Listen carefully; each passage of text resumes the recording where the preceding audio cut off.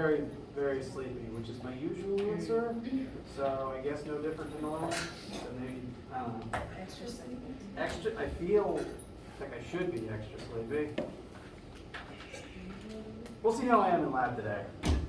Anyone need anything before we get started? Questions, concerns, etc.?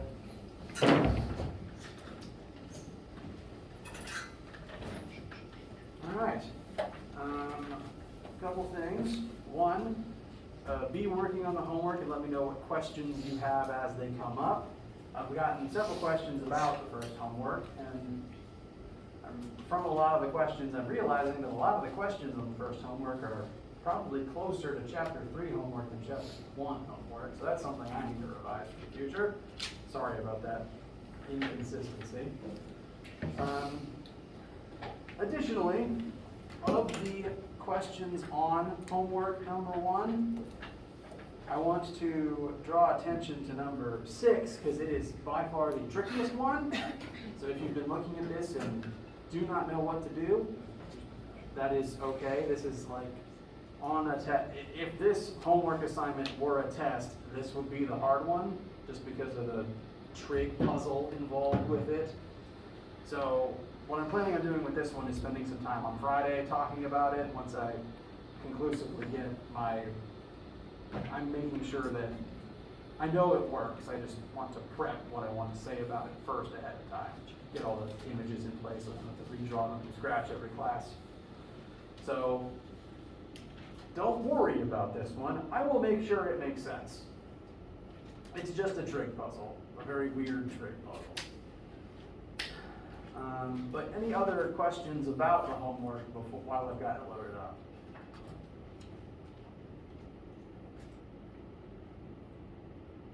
All right. Do send me any questions at any time. Additionally, if you have sent me questions through WebAssign, because there is an option to send your teacher questions through WebAssign itself. I get a little message inbox here. I will be reading those. Unfortunately, I don't get notified when they show up.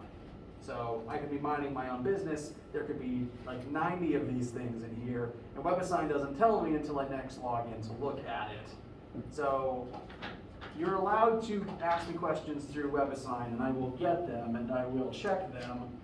However, email is faster because it routes straight to my phone, and it vibrates, and I know it's there. So I'll get to it, I promise. Email is just faster, just for your personal information.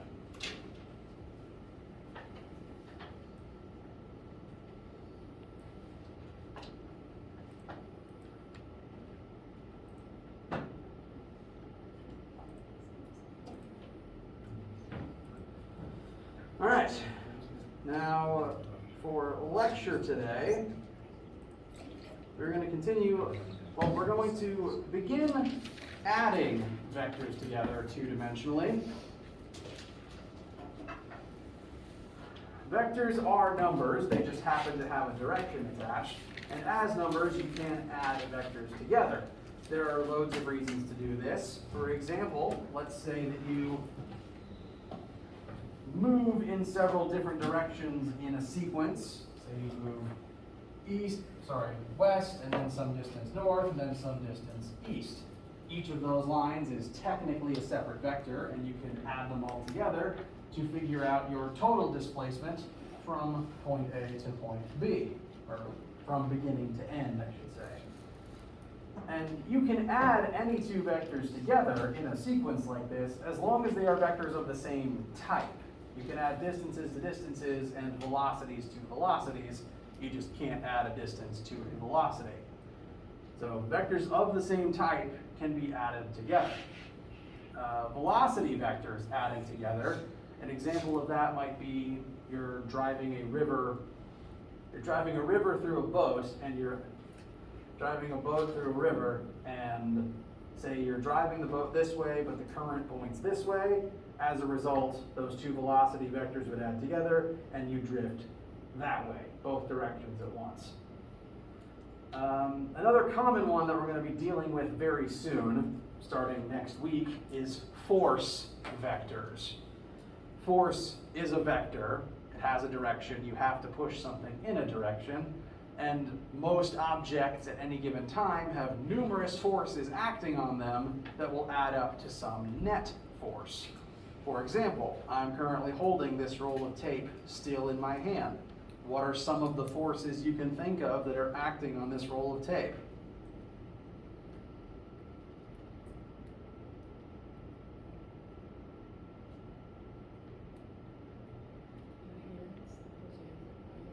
Correct. I am exerting a force on this tape, so that's one of those forces. Very good.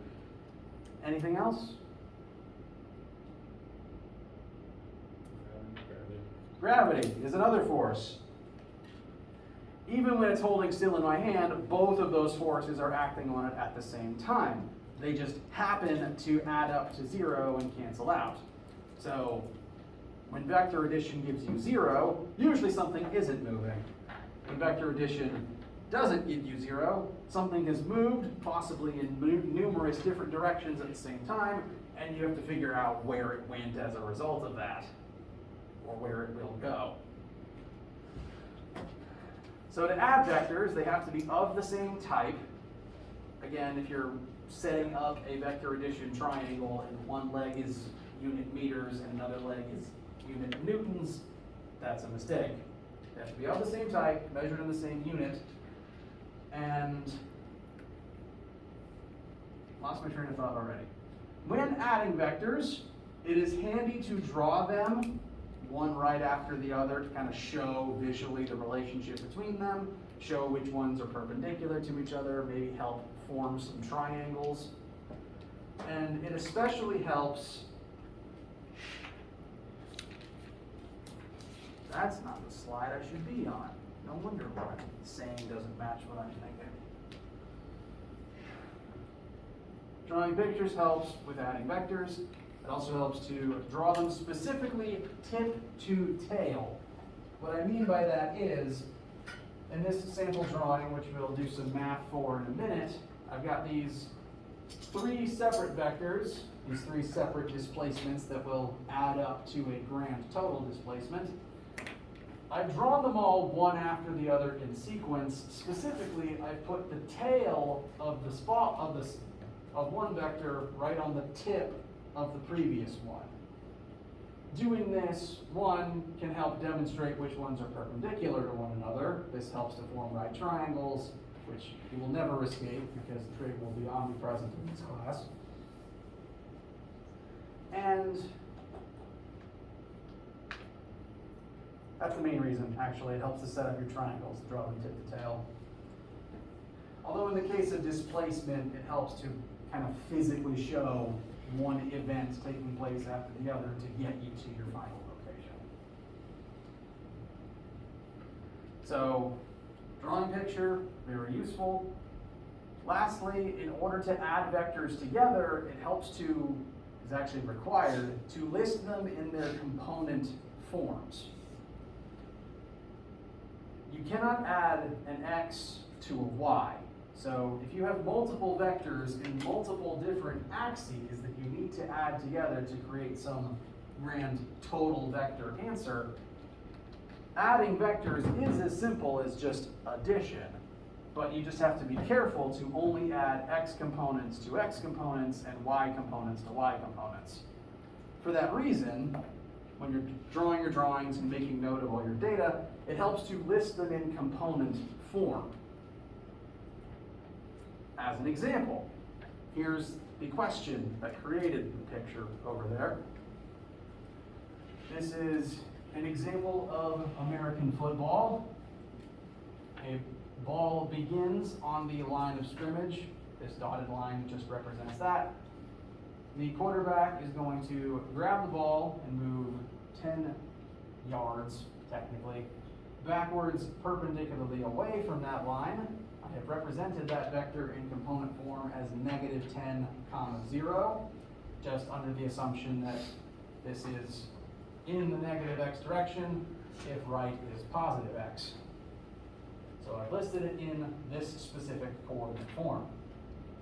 The second thing the quarterback does, once they've completed this displacement, they're going to move 15 yards in the positive y, it specifically says parallel to the line of scrimmage, which should tell us perpendicular to the first line. That tells us it's in the y-axis. I've written that as 0, 15. And lastly, the ball is going to get thrown 50 yards downfield. It specifies that this is in the opposite direction that this original vector was. This first one was backwards. This one is now forwards. So the 10 and the 50 must have opposite signs, but they are in the same axis. They are both perpendicular to the line of scrimmage. So I've listed this one as positive 50, x. So, sorry, 50, 0. Don't know why I said x.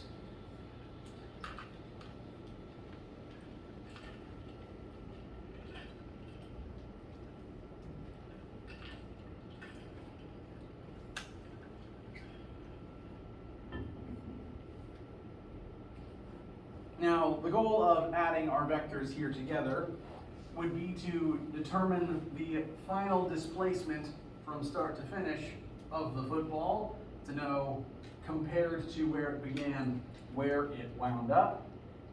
This would again not represent every step of the journey. This would not be like your step counter telling you how many miles you went despite ending up at your same house at the end of the day. This would be, what is the, if you took a tape measure, what is the straight line distance between here and here? And to find that answer, there's two ways that you can describe that final vector sum.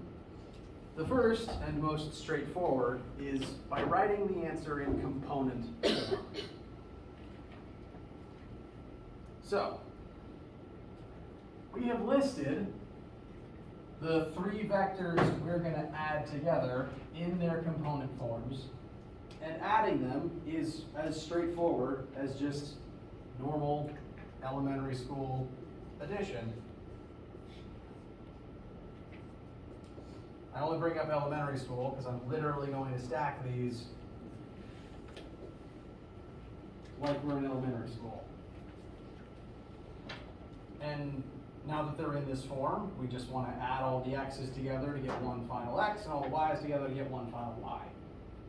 It was important to make sure one of our two x's was negative, since they work against one another, so that they add up to a magnitude of 40 rather than a magnitude of 60.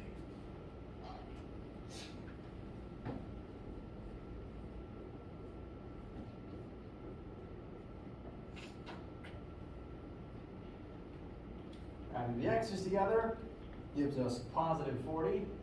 Adding the y's together gives us positive 15. And that represents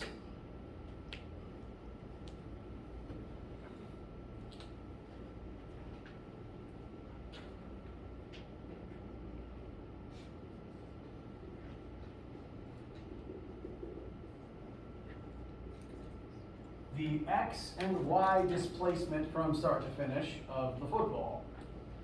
If we consider our starting point to be an origin, 0, 0, the coordinates of this final point would be 40, 15.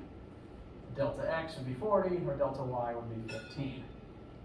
And that is a completely satisfactory way of describing the vector displacement from start to finish. This is the answer in component form. Questions thus far?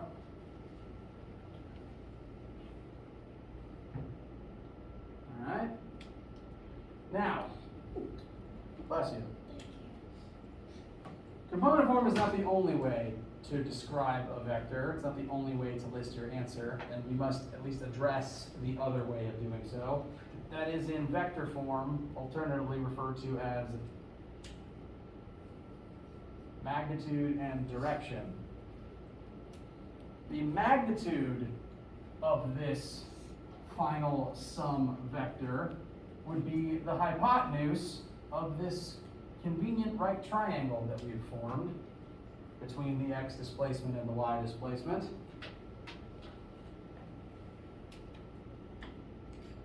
Hypotenuse would be the magnitude, and this angle that I've labeled here, theta, would be the direction that magnitude is pointing in compared to our origin.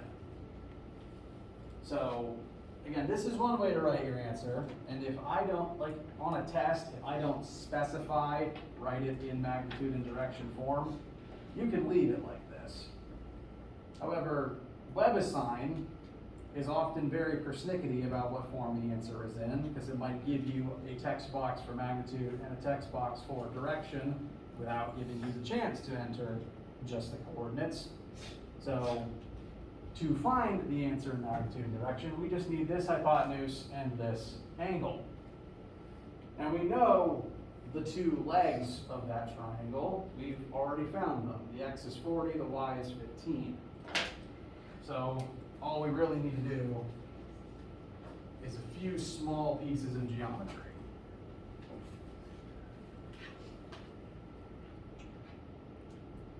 Any issues visualizing this triangle for anybody?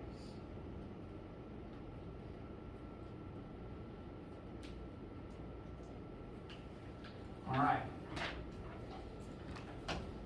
What I'd recommend is Pythagorean theorem to tell us hypotenuse and tangent to tell us the angle. Technically, you can use any combination of geometry identities that you want. You could use tangent for angle, then use your angle and sine to tell you the hypotenuse, whatever floats your boat. This is the method. This is the order of steps that I like. Pythagorean theorem tells us that the sum of the square of the two legs equals the hypotenuse squared. 40 and 15 are the two legs. Hypotenuse is C, and that would tell us a hypotenuse of 42.7 yards. Note that that is longer than either side by itself. Hypotenuse is always the longest side, so this number makes sense. And that number is, again, the straight line distance from here to here, the length of that hypotenuse. As for direction, I'm choosing tangent. You can use any function you want. You're always allowed to write so-and-so at the top of your page to help make sure you place things in the right order. If you use tangent, tangent of our unknown angle would be equal to the opposite leg divided by the adjacent leg. From this perspective of this labeled theta, y is the opposite leg, and that would make x the adjacent leg. Therefore, tangent of our unknown theta would be 15 over 40. This does mean we're solving for theta, which means we do have to employ inverse tangent in order to get our answer. Just a brief reminder one more time, tangent is an operator like squared or square root. You cannot simply divide it over, you have to perform the inverse function.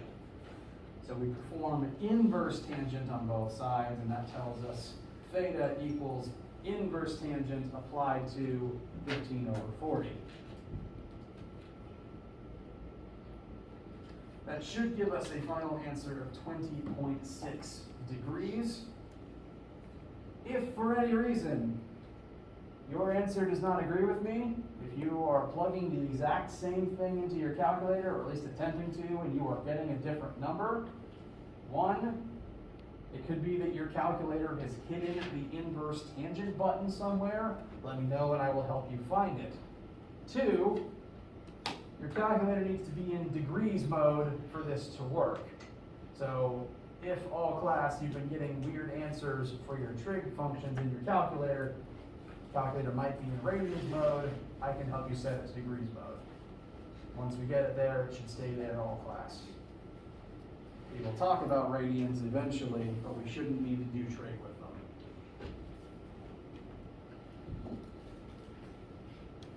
So, the two different ways of writing our final answer are, component form is 40, 15 yards. Vector, magnitude, and direction form is 42.7 yards at 20.6 degrees. Questions, comments, concerns, feelings, etc.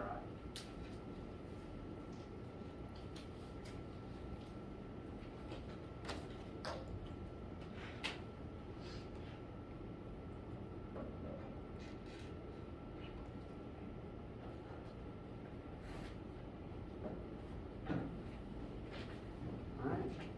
Anyone need anything before one more example today?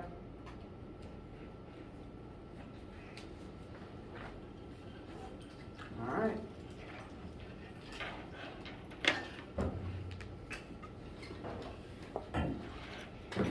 So, vector addition, just the manual act of adding the vectors together, doesn't have to be that hard. It's just x's with x's, y with y, list your components. Sometimes you'll need to turn the components into a magnitude and direction. This step, the addition step, I don't find that difficult. I'm hoping that just this part is not that hard for you to visualize. I'm hoping it's very familiar to you. What can make, well, one of the things that can make this tricky is if the vectors you're adding don't start in just the x and just the y-axis.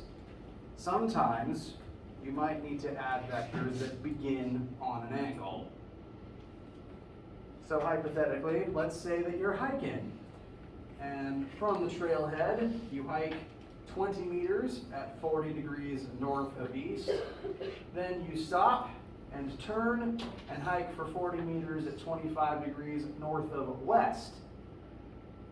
You end up here and you find something really cool. Insert your preferred terrain feature that you like to look at. And let's say that you've got some friends that are still at the trailhead, they haven't set out yet, and you text them, hey, there's a cool thing right here. What direction do they need to go in to head straight there? Or what at least are the coordinates of that point so that they can head straight there? So there will be situations like this where the vectors to add aren't just x and y, and in order to add them, they'll need to be broken down into their component forms first, so that you can then perform the normal additive step.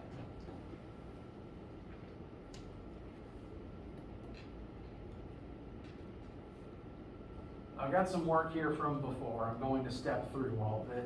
You don't have to absorb all of it immediately. We have our two vectors, the red line and the blue line, and we'll address them as such. The green line that I've drawn here represents the sum of these two vectors. We will add them together, and that total final vector will be the green line, pointing from start to finish. I find drawing that line on my pictures to be handy. Now, when I add that green line, it does demonstrate the fact that all three vectors do form a triangle, which is all well and good, except that it isn't a right triangle. The original two vectors and their sum don't have a right angle anywhere between them. So if you look at this and say triangle and think you can use Pythagorean theorem, try to find the length of the last side, that won't work because it's not a right triangle. Sometimes it will be, it's just not this time. To demonstrate the point with the times where it is not.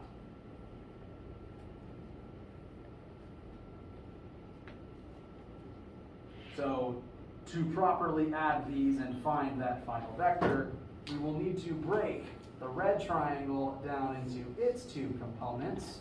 I've drawn here a right-facing arrow for Rx and an upward-facing arrow for Ry. And we'll have to do the same thing to the blue triangle. I've taken its x component as a left-facing line, Bx, and its y component as an upward-facing line, y. Does anyone have any issue with the picture that I've drawn, or where I've put each of these lines?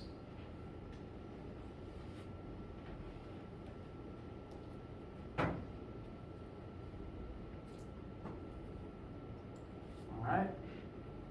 To get our final answer, we will need to find the x components of each line so that we can add the x's together to get the final x component. And we'll have to find the y's of each line to add those together and find the final y component for the total answer. So we have two small triangles here. They are right triangles the way that I've drawn them. The angle between x and y is always 90 degrees. So if you add the x and y legs to a vector, the x and y legs are always at a right angle. You have formed a right triangle.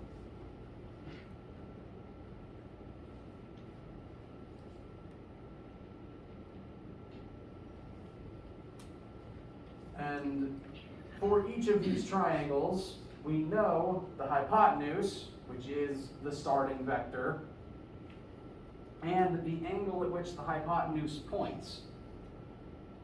So my recommendation is to utilize Phys1500 functions to find the lengths of each of these hypothetical legs that have been added. Starting with red, just because it's lower and closer to me. If we just work our way through Phys1500, sine of any angle is the opposite side over the hypotenuse. Starting from the labeled 40, sine of 40 is going to be the opposite leg over the hypotenuse. So that will give us the function sine of 40 equals ry over 20. If we move on to cosine, cosine equals adjacent over hypotenuse. Cosine of this 40 degrees will equal the adjacent leg rx divided by 20.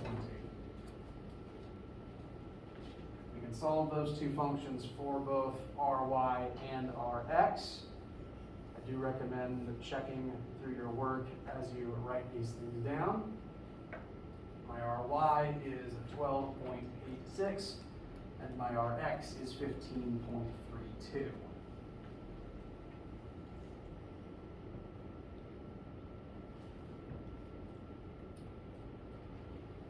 Questions thus far?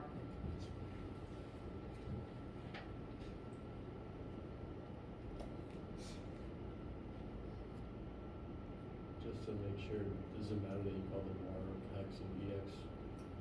Not really. I just call them R and B for red and blue, which I suppose means nothing if you're colorblind. I apologize.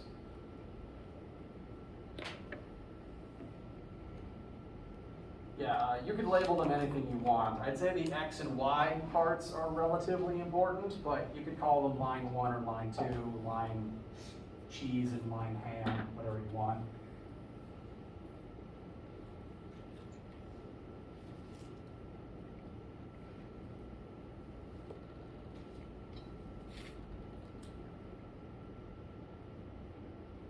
I was a student here at PC and I was doing a research project. I was specifically developing code to be able to predict energy usage. And it was the middle of summer, I was hungry. I started naming all of my variables in the code after food that I wanted. So my formulas in the code wound up looking like time equals pork squared divided by ham divided times bacon cubed. So you can name your variables anything you want. Doesn't actually end up hurting anything.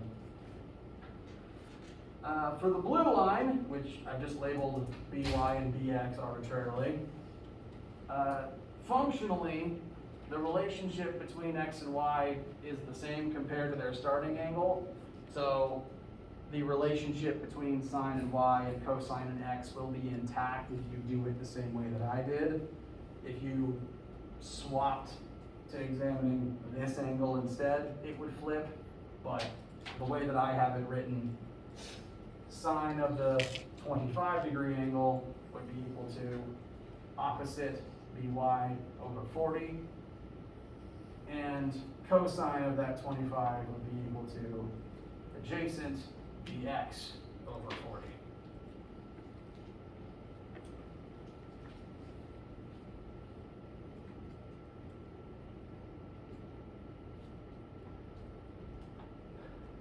Solving for by and bx should give us 16.90 and 36.25. My numbers are slightly faded. I might have leaned against them, and therefore there might be blue ink on my shirt. That's why that's there if it shows up on the camera.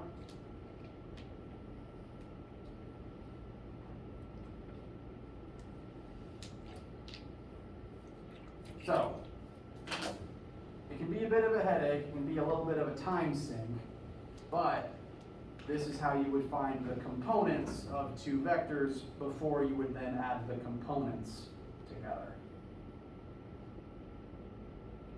Once you have the components, then you can list them visually, vertically, like over here, and simply add x to x and y to y, and that would give you your final answer.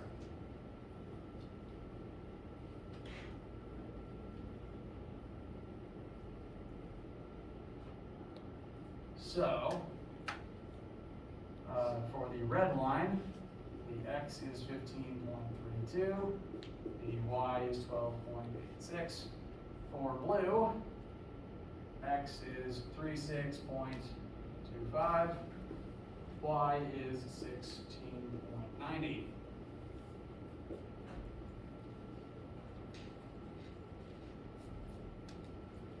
Couple of things to note. One, as you're doing problems like this on your own, to help develop your sense of scale, to know if the numbers you're getting make sense. One, for both of our triangles here, just based on the shape of the triangles, the x leg should be the longer of the two, and looking at the numbers we got, that's true both times, so that's a hint that we're moving in the right direction. Additionally, hypotenuse is always the longest side of the triangle. Note that both legs for each triangle are smaller than the hypotenuse we use to find them, so that is a further sign that we are doing things correctly. There is, however, one small catch that you need to notice before you can successfully get a correct final answer here. Has anyone noticed it yet?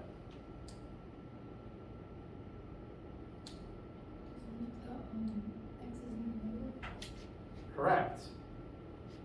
Notice the way that I drew the legs of these triangles. Our x points left, our x points positive x and our y points positive y. By points positive y, but bx points in the opposite direction as rx. And even if you drew your pictures differently, the original vectors work together in the y-axis. This zigzag pattern, both legs serve to move you further north, but the two legs work against each other horizontally. Red takes you right, left takes you, blue takes you left. So no matter how you set your system up, one of our two x components needs to be negative to demonstrate that they're working against each other in that axis. The two y's have the same sign on them because they are not working against each other, but the x's, one of them needs to be negative, and based on traditional Cartesian coordinate plane, bx would be the negative one because it's pointing to the left. It's important to note this before you add them, because if you didn't note this, you get a really, really big x answer that does not represent what is happening in the picture. So, and the frustrating part is, there's no way to realistically set up your trig functions such that they give you that negative answer by themselves. It's because your calculator doesn't know the context that these numbers came from. You just tell it 25 degrees. It doesn't know that that 25 degrees is in relationship to the negative x direction. it doesn't have that context, so the calculator can't put that negative on there manually. That's something you're gonna have to do yourself. Which is why the picture is very handy, because if you draw the picture correctly, even if you don't draw it exactly the way that I did, you could, mirror this about the hypotenuse and put your x and y there for red, or your x and y up there for blue. Doesn't quite matter. However you draw it, as long as it's correctly representing the data, the two x's will still oppose each other in this image. And since they oppose each other, one of them's got to be negative. That's something you'll have to catch yourself. And it's why the picture's important. After catching that, we're set to move on to our actual final answer.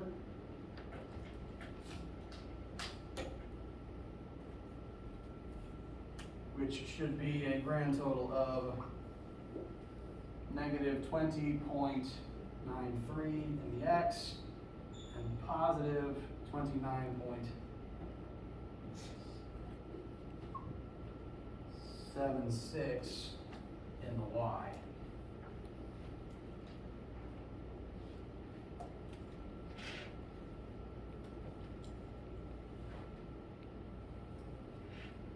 This answer is consistent with what the picture shows for us.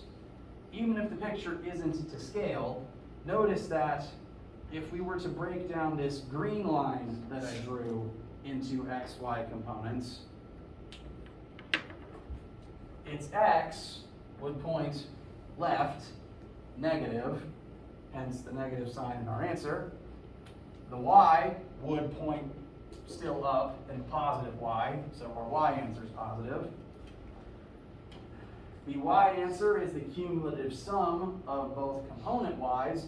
Meanwhile, the amount we drifted leftwards in the x direction is smaller than blue's x because we had red's x piece working against it. So this number represents, if this was an origin, 0, 0, the coordinates of this final point. And if all I have asked you for is, what is your vector displacement, that is a perfectly satisfactory final answer. You've demonstrated to me the vector sum of these two vectors. And if I don't specify, tell me magnitude and direction, you can leave it that way. So unless you want to find magnitude and direction, I think we're done. Any objections?